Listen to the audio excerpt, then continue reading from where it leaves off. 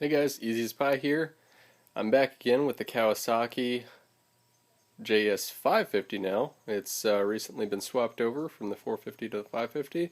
And now that I got one of these really big projects out of the way, I thought I'd get to one of the YouTube commenters' requests. So I'd had a request out there to install a flush line or cooling water line that you can run off your garden hose. So today I'll be showing you not only how to install, but to also make one of those for cheaper than what you'd find out there on the internet. So, in order to make one, there's only a few things you really need. The first will be 3/8 inch line. Now this line is pretty heavy duty for what it's doing. This is only cooling line. There isn't a whole lot of pressure, maybe a couple pounds that are going through this, so this is overkill, but it'll do. Now, alternatively to purchasing this, you may notice that inside your ski there's an excess of cooling line that's run through there. You could possibly shorten up your line and use a bit of that to make your new cooling kit if you don't want to spend that extra dollar on the 6-inch piece of line. Now, this cost me $1.28 a foot, so this little piece here, relatively cheap. It maybe cost me 60 cents. You'll also want a 3/8 inch T-barb fitting, a barbed shutoff valve that accepts a regular standard garden hose line, a spade screwdriver, and a pair of cutters for your hose.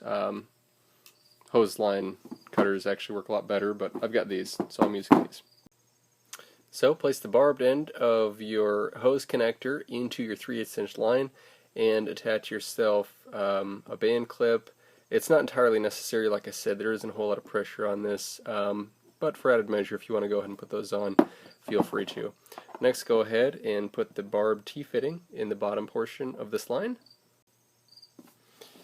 And there it is. Now, after realizing how hard I had to press that in there, I don't think I'm going to put a connector on this end, and I'll probably end up taking this one off, actually.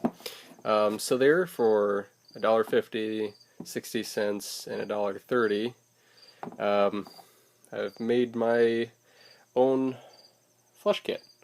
So no need to buy one for 15 bucks or whatever they charge online. So next we'll get into the ski, and I'll show you how to install this piece if you're starting with the kit or if you've just constructed this piece. So here we are looking back into the engine bay, and I know it's always scary, but you're going to have to start cutting things. So I moved some things out of the way initially, but this is the intake line for your cooling water. Now you're going to want to find a good spot and give this a snip. Make sure that there's enough space on either side that you can get this barb completely in there. So don't go too far back this way, and don't go too close to the header. So find yourself a nice spot somewhere in there. I'll probably end up cutting it right here just so I can keep the hose kind of out of the way as I'm working, but easily accessible if I need to get to it quick. And here you can see, after I cut it, I just took the T portion of that barb and slid it in those two pieces, and it's pretty much installed. So whenever I'm not using it, I've got it closed here, and whenever I want to use it, I just open up that valve there. Alternatively, if you feel like flooding your ski out in the middle of nowhere, leave this open and your engine compartment will quickly fill with water. So I would recommend that. So always check this before you go out, make sure it's shut.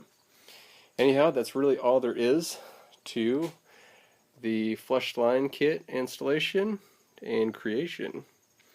Hope this has been helpful. If you guys have any comments or questions, throw it out there. We'll do it. Thanks for watching, guys.